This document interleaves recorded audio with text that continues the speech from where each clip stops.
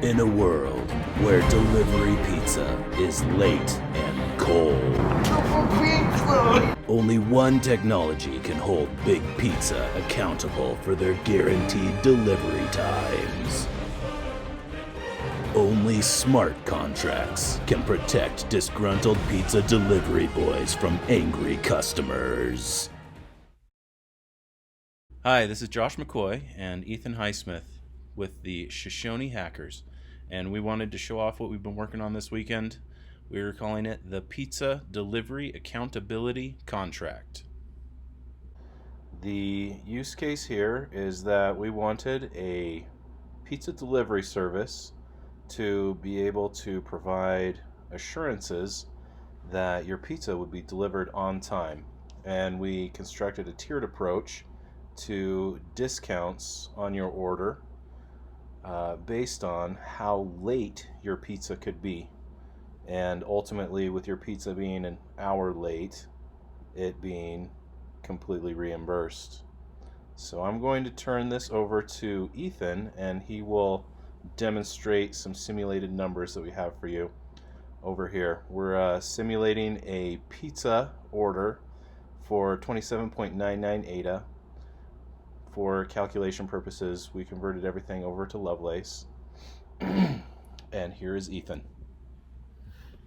All right, guys. So, as my partner Josh said, we got our pizza delivery accountability here, and we've already pre-configured some of our numbers here.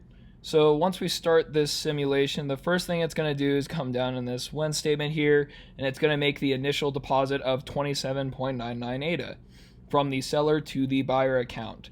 And here is the interesting part of this contract. The part that we thought about working into is that there's these like report systems, as we're like wanting to call it, sort of deal, where depending on how late or what time it arrives, the buyer or the person who orders the pizza can report that back and be like, hey, my pizza was 5 minutes late. And in terms of code, that's just a bound we have set up between 31 and 35.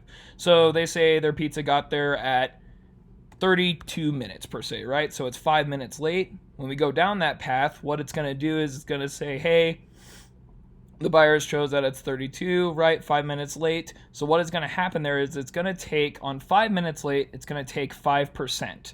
So as you can see here, 26.5905 ADA goes to the seller, goes to the pizza place, right?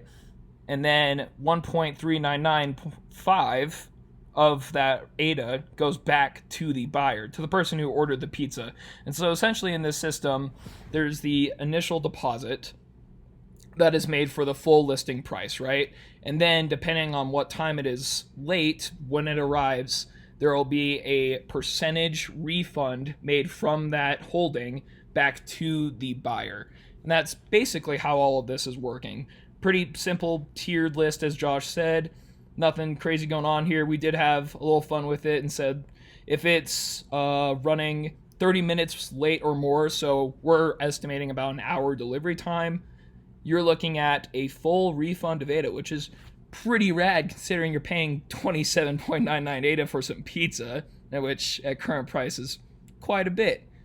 But as you can see here, we did build in Blockly, which will be mentioned in our dev post and our little history about us.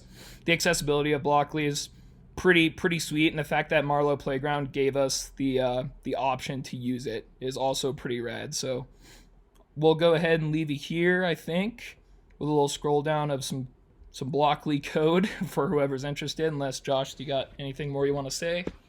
Nothing much. It would probably be worthwhile to just take a quick look at the metadata. We also posted a copy of this up on our GitHub if you'd like to take a look at it further. But here is a